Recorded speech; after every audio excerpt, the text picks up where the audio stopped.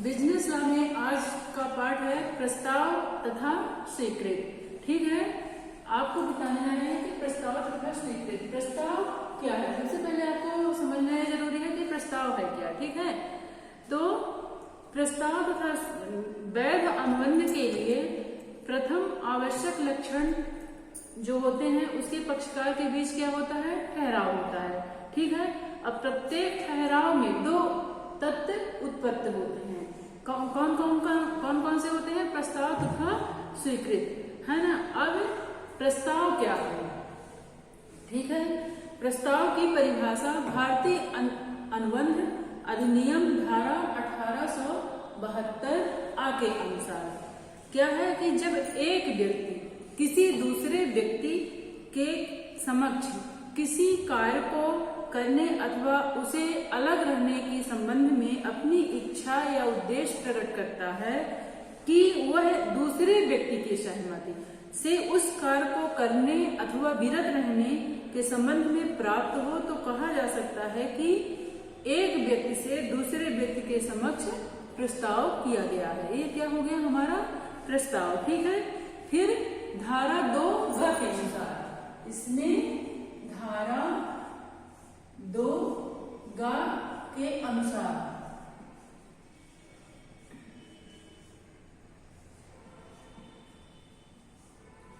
अब धारा 2 के अनुसार कौन सा प्रस्ताव है, इसके अंतर्गत आता है धारा के अनुसार कि उसे प्रस्तावक अथवा वचनदाता, मतलब उसे प्रस्तावक अथवा जो वचनदाता है उसे क्या कहते हैं, वचनदाता कहते हैं। और जिस व्यक्ति के सम्मुख प्रस्ताव रखा जाता है उसे हम वचन ग्रहीता कहते हैं। धारा 2 के अनुसार जो व्यक्ति प्रस्ताव रखता है उसे हम क्या कहते हैं, प्रस्तावक अथवा वचनदाता। और जिस व्यक्ति के सम्मुख प्रस्ताव रखा जाता है उसे हम क्या कहते हैं, वचन ग्रहीता। फिर प्रस्ताव के क्या है, आवश्यक लक्षण। प्रस्ताव के आवश्यक लक्षण में पहला है दो पक्षकारों का होना। प्रस्ताव के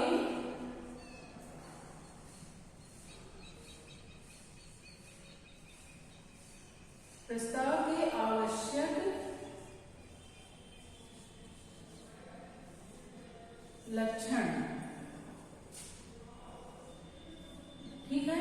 इसमें पहला नंबर क्या आता है, दो पक्षकारों का होना। दो पक्षकारों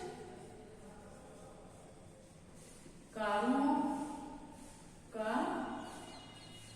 होना। ठीक, अब दो पक्षकारों का होना मतलब कि अगर हम कोई प्रस्ताव रखते हैं, है ना, कोई व्यक्ति स्वयं के लिए कोई प्रस्ताव नहीं कर सकता है, अपने लिए स्वयं प्रस्ताव नहीं करता है, क्योंकि प्रस्ताव जो है तो सदैव एक दूसरे व्यक्ति के प्रति किया जाता है। तो अतः प्रस्ताव के लिए दो पक्षकारों का होना अत्यंत आवश्यक होता है, क्योंकि हम जब कोई प्रस्ताव रखते हैं तो एक दूसरे के संबंध में रखते हैं। ठीक है, फिर दूसरा नंबर है प्रस्तावक द्वारा किसी कार्य को करने या न करने के विषय में इच्छा प्रकट करना। दूसरा क्या है, प्रस्तावक द्वारा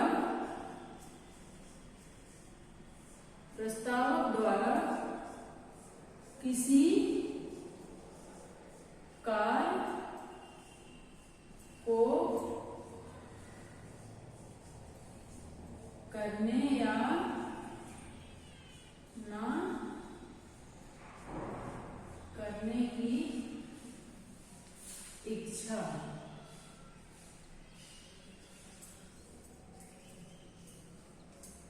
प्रकट करना। ठीक है, अब क्या है, प्रस्तावक द्वारा किसी कार्य को करने या न करने की इच्छा प्रकट करना, मतलब कि जो प्रस्तावक है तो वो किसी कार्य को करने के लिए अथवा उस कार्य से विरत रखने के लिए संबंध में अपनी इच्छा प्रकट करता है। जैसे उदाहरण के लिए ले लीजिए आप कि आज जो है तो अपनी घड़ी 200 रुपए में बेचने के लिए बा के पास क्या रखता है, अपना प्रस्ताव रखता है। ठीक है, और इसी तरह जब यह प्रस्ताव बा को से करता है कि 40 रुपए के बदले आप 3 महीने तक ब पर रुपए का भुगतान करने के लिए मुकदमा दायर न करें। यहाँ आ किसी कार्य करने का प्रस्ताव करता है। अभी का प्रस्ताव है कि वो 40 रुपए के बदले आ 3 महीने तक ब पर रुपए भुगतान करने के लिए मुकदमा दायर न करे। ठीक है, तो प्रस्तावक द्वारा किसी कार्य को करने या न करने की विषय में इच्छा प्रकट करना, मतलब कि एक दूसरे के बारे में जानना बहुत जरूरी है। फिर तीसरा नंबर है प्रस्तावक द्वारा दूसरे व्यक्ति की सहमति प्राप्त करने की इच्छा उद्देश्य से इच्छा का प्रकट करना। मतलब प्रस्तावक द्वारा दूसरे व्यक्ति के सहमति प्राप्त करने के उद्देश्य से इच्छा का प्रकट करना। जैसे कि प्रस्तावक क्या है कि प्रस्तावक द्वारा दूसरे पक्षकार की सहमति जो होती है तो उसके उद्देश्य से इच्छा प्रकट करता है।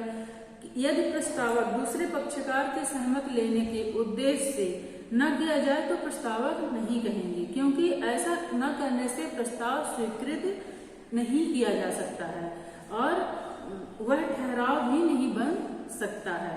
जैसे आप जो है तो बा से अपनी घड़ी दिखाकर यह कहे कि ये घड़ी क्या है 500 रुपए की है। ठीक है, ये क्या कह रहा है, मात्र सूचना दे रहा है, सूचना मात्र है, ये प्रस्ताव नहीं रख रहा है। वो ये बता रहा है कि हमारी घड़ी जो है तो ये 500 की है, प्रस्ताव नहीं है, क्योंकि आप बा से कोई हाँ प्राप्त करने का इरादा नहीं कर रहा है।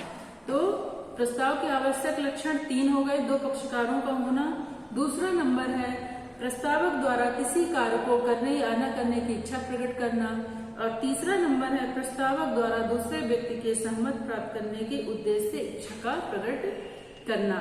फिर आपको हम बता रहे हैं कि इनमें प्रस्तावक और प्रस्ताव में जो है तो अलग अलग अंतर भी इसमें बताया गया है ना, कि प्रस्तावक क्या है और प्रस्ताव क्या है। तो प्रस्ताव के अब है अगला प्रस्ताव संबंधी वैधानिक नियम।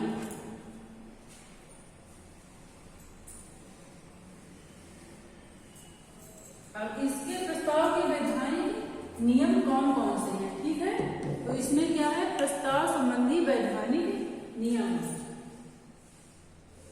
प्रस्ताव संबंधी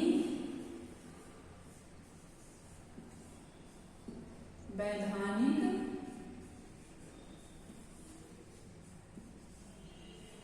नियम। प्रस्ताव संबंधी वैधानिक नियम है ना। अब हम आपको बताएंगे कि प्रस्ताव संबंधी वैधानिक नियम क्या है। तो प्रस्ताव संबंधी वैधानिक नियम में पहला नंबर है प्रस्ताव की शर्तें निश्चित होनी चाहिए।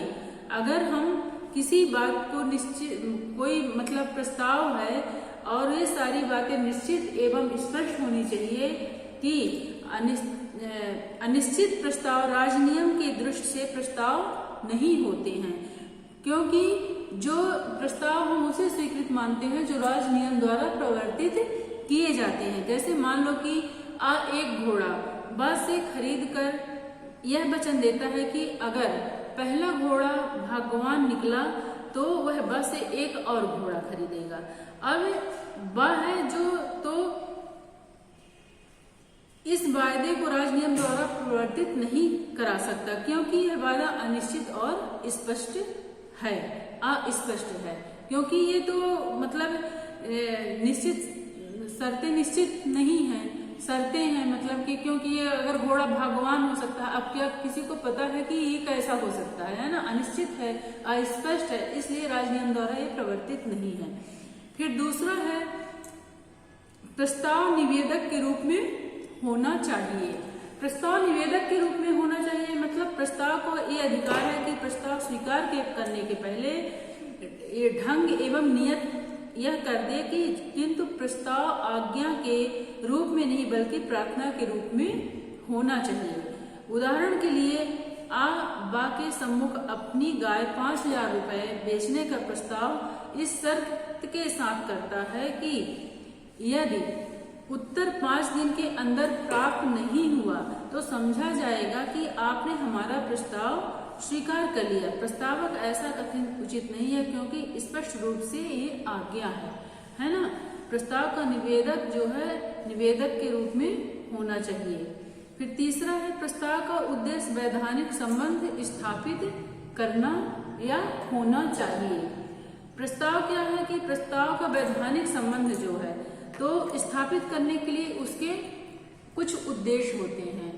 जब दो पक्षकारों के बीच ठहराव या उद्देश्य वैधानिक दायित्व उत्पन्न नहीं करना होता तो ये अनुबंध वैध अनुबंध नहीं माने जाते हैं, क्योंकि इसमें राजकीय नियम की दृष्टि से वैधानिक ठहराव सामाजिक संबंध स्थापित करने में ये उद्देश्य नहीं होते हैं, अतः ये राजनियम द्वारा प्रवर्तनीय नहीं हो सकते हैं। इसमें वेलफेयर नामक बनाम वेलफेयर का वाद महत्वपूर्ण है। इसमें जो वाद और प्रतिवाद होते हैं उसमें ये बताया गया है कि उदाहरण के लिए अ अपने घर पर ब को अपनी लड़की के शादी के अवसर पर भोजन के लिए क्या करता है, निमंत्रण करता है और ब उसे स्वीकार कर लेता है। ऐसा ठहराव अनुबंध नहीं हो सकता क्योंकि यहाँ दोनों पक्षकार के उद्देश्य वैधानिक संबंध स्थापित करना नहीं है ना, इसलिए ये राजकीय नियम द्वारा प्रवर्तित नहीं है। फिर चौथा नंबर है प्रस्ताव विशिष्ट अथवा सामान्य हो सकता है। प्रस्ताव का साधारण या विशेष हो सकता है। जब कोई प्रस्ताव साधारण जनता के सामने या व्यक्ति के अनिश्चित समूहों के सामने रखा जाता है तो उसे हम क्या कहते हैं, सामान्य प्रस्ताव कहते हैं। लेकिन प्रस्ताव जब किसी निश्चित व्यक्ति या व्यक्तियों के समूहों के सामने रखा जाता है तो उसे हम विशेष प्रस्ताव कहते हैं।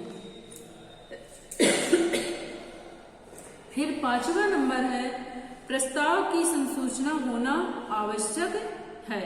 प्रस्ताव की सूचना उस व्यक्ति को अवश्य होनी चाहिए जिसके सम्मुख रखा जाता है, जिससे उसे स्वीकार कर सके, और जब तक वह व्यक्ति जिसके सम्मुख प्रस्ताव रखा जाता है वह प्रस्ताव की सूचना नहीं होगी तो उसे स्वीकार नहीं कर सकता है।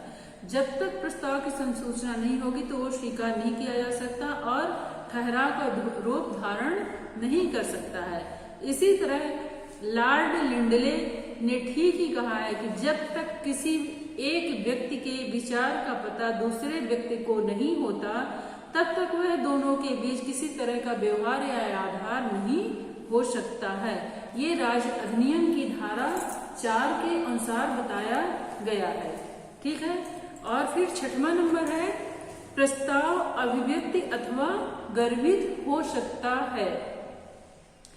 अनुबंध अधिनियम धारा 9 के अनुसार जब किसी वचन का प्रस्ताव शब्दों में किया जाता है या वचन अभिव्यक्ति कहलाता है।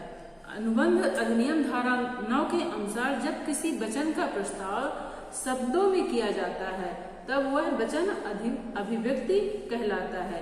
जब ऐसा प्रस्ताव शब्दों में अन्यथा किया जाता है तब वो वचन गर्भित कहलाता है। इसी प्रकार प्रस्ताव लिखित या मौखिक रूप के शब्दों में प्रकट किया जा सकता है अथवा गर्भित रूप में प्रस्ताव का व्यवहार अपने आचरण द्वारा प्रस्ताव कर सकता है। ठीक है। ये हो गए क्या प्रस्ताव संबंधी वैधानिक नियम। कितने प्रकार के हो गए हैं, 6 प्रकार के वैधानिक नियम हैं। फिर आगे क्या है प्रस्ताव की स्वीकृति। प्रस्ताव की स्वीकृति कैसे की जाती है। ठीक है। तो एक वैध ठहराव के लिए प्रस्ताव की स्वीकृति अत्यंत आवश्यक है। जब वह व्यक्ति जिसके मामले सामने प्रस्ताव रखा गया है अपनी सहमति प्रदान करता है तो प्रस्ताव स्वीकृत समझा जाता है। प्रस्ताव स्वीकृति के बाद ही वचन का रूप धारण करता है। फिर स्वीकृति संबंधी वैधानिक नियम इसमें भी हैं। पहला नियम क्या है स्वीकृति संबंधी वैधानिक नियम में? पहला है कि प्रस्ताव की स्वीकृति उसी व्यक्ति के द्वारा होना चाहिए जिसके सम्मुख ये प्रस्ताव रखा गया है। ठीक है। फिर दूसरा है स्वीकृति पूर्ण तथा शर्त रहित होना चाहिए।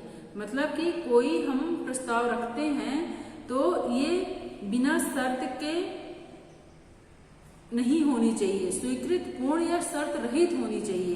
प्रस्ताव की स्वीकृति पूर्ण बिना शर्त की होनी चाहिए। राजनियम की दृष्टि से सतत स्वीकृत कोई अस्वीकृत नहीं है। ठीक है। इसी प्रकार जॉर्डन बनाम नॉर्टन 1838 के मामले में नॉर्टन ने जॉर्डन की घोड़ी निश्चित मूल्य पर तथा घोड़ी के जोते जाने पर स्वस्थ एवं शांत स्वभाव होने पर वो खरीदने का प्रस्ताव रखता है कि घोड़ी अच्छी है और शांत स्वभाव की है। तो जॉर्डन ने निश्चित मूल्य को स्वीकार कर लेता है, अर्थात प्रथम शर्त वो उन्होंने मान ली, लेकिन उसने आश्वासन दिया कि घोड़ी जो है स्वस्थ है पर तथा दूसरे साज के साथ जोते जाने पर वो शांत रहती है। इसी प्रकार वो क्या है, वो स्वस्थ और जो शांत है, तो क्या है इसकी दूसरी शर्त हो गई, है ना। तो इसमें स्वीकृत पूर्ण शर्त रहित होनी चाहिए। जो उनका शर्तें वो दिए कि हमारी घोड़ी शांत है, स्वस्थ है और उसकी कीमत जो निर्धारित कर दी है उसको वो स्वीकृत कर लिए, तो ये क्या हो गया, स्वीकृत पूर्ण एवं शर्त रहित होनी चाहिए। फिर तीसरा है स्वीकृत प्रस्तावक द्वारा निश्चित किए हुए ढंग से होनी चाहिए। मतलब कि स्वीकृत समानता उचित ढंग से होनी चाहिए। उदाहरण के लिए अगर